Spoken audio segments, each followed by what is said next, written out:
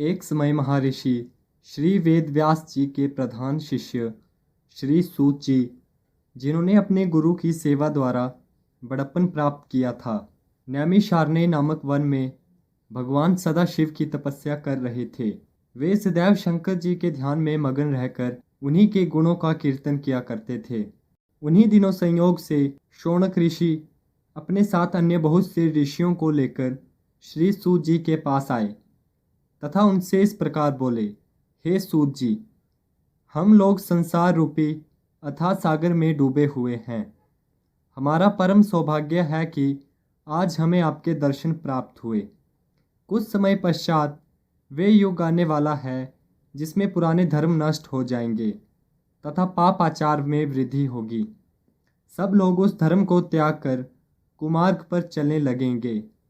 चारों वर्ण इस प्रकार अपने कर्मों से पतित हो जाएंगे कि ब्राह्मण वर्ण खेती करने लगेगा, ब्राह्मण छल छिद्र में अत्यंत चतुर होंगे और अपने धर्म को भुला बैठेंगे। क्षत्रिय भी अपने जाति धर्म को त्याग कर युद्ध क्षेत्र से विमुख हो पलायनवादी बन जाएंगे तथा चोरी करने में अत्यंत चातुर्य का प्रदर्शन करेंगे।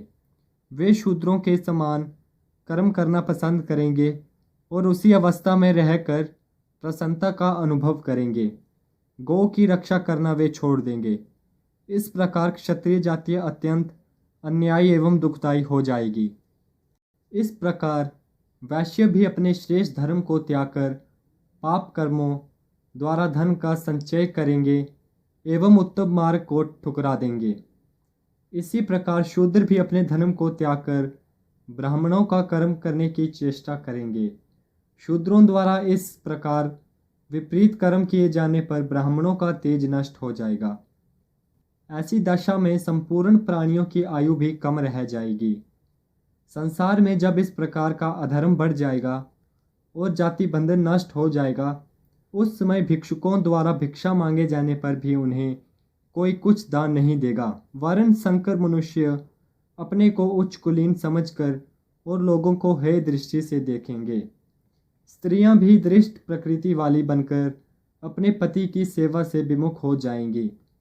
ऐसी अवस्था में संतान भी अपने माता पिता से प्रीति रखना त्याग देंगी। मनुष्यों में संयम, जप, तप तथा शील नष्ट हो जाएगा। ऐसी अवस्था में प्रतिदिन सत्य और सोच का अभाव होता जाएगा। हे सूत जी, ऐसे घोर कालिकाल में लोग तपस्वियों को केवल इसलिए सम्मान देंगे कि वे उनके पुत्र आदि उत्पन्न होने की कामना को पूर्ण करने में सहायता प्रदान करें। इस युग में केवल बालों को संभाल लेना ही सुंदरता का लक्षण होगा और अपने पेट को भर लेना ही सबसे श्रेष्ठ कार्य समझा जाएगा। भला आप ही बताइए कि ऐसे घोर समय में कलयुगवासी जीव किस प्रकार मुक्ति प्राप्ति कर सकेंगे। वे अपने पापों तथा सहस्त्रों दुष्कर्मों को भस्म कर सत्य पथ को अपनाने में किस प्रकार समर्थ हो सकेंगे। आप सब प्रकार की चिंताओं को दूर करके प्रसन्नता प्रदान करने वाले हैं। हम लोग इसी चिंता में डूबे हुए थे कि तब तक हमें आपके दर्शनों का सौभाग्य प्राप्त हो गया। अब कृपा करके कोई ऐसा उपाय बताइए जिससे हमारी ये चिंता नष्ट हो जाए और हम प्रसन्नता को प्राप्त करें। संसारी जीवों का हित चाहने वाले आपके समान और कोई नहीं है। आपने भगवान वेद व्यास जी की अत्यंत सेवा की है और अनेक पापियों को पाप रूपी समुद्र से पार उतारा है। भगवान कृष्ण द्वैपायन ने अत्यंत कृपा करके आपको संपूर्ण पुराण पढ़ाए हैं, अतः आप हम पर भी अवश्य कृपा करें। शौनक ऋषि के मुख से निकले हुए इन शब्दों को सुनकर सूत जी अत्यंत प्रसन्न हुए।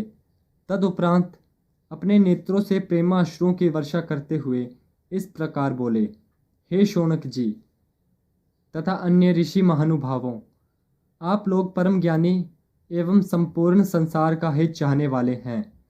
यद्यपि संसारी लोगों की वे बुद्धि नष्ट हो गई है जिसमें सबके मंगल का ध्यान रहता है, परंतु आप सब लोग उसके अपवाद स्वरूप हैं, क्योंकि आपने अन्य लोगों के उपकार के लिए ही मुझसे ये प्रश्न किया है। अतः अब मैं आपकी इस प्रीति के वशीभूत होकर भगवान सदाशिव की उस परम स्तुति का वर्णन करूंगा जिसे सुनकर कलिकाल के दुख नष्ट हो जाएंगे। तथा अज्ञानी जीवों को भी मुक्ति प्राप्त होगी। यही कारण है कि जो लोग बुद्धिमान होते हैं वे भगवान सदाशिव की तपस्या द्वारा संपूर्ण पदार्थों का अनायास ही प्राप्त कर लेते हैं। शिवलोक में किसी भी प्रकार का शोक और दुख कभी भी नहीं व्यापता। जो लोग शिवजी का नमन करते हैं वे बहुत संतान प्राप्त करते हैं। अतः हे ऋषियों, उचित यही है कि इस संसार को दुख रूप समझकर शिवजी के चरणों में ही प्रीति लगाई जाए। हे शौनक, शिवजी की स्तुति करने में वेद भी असमर्थ हैं। अतः शिवजी का क्षण भर के लिए भी ध्यान करना नहीं भूलना चाहिए। सूत जी के मुख से ये वचन सुनकर शौनक ऋषि अपने दोनों हाथ जोड़कर उनके सम्मुख बैठ गए। तदुपरांत सब ऋषियों ने परस्पर विचार विनिमय करके सूत जी से ये कहा, हे सूत जी, शिवजी तो निर्गुण कहलाते हैं।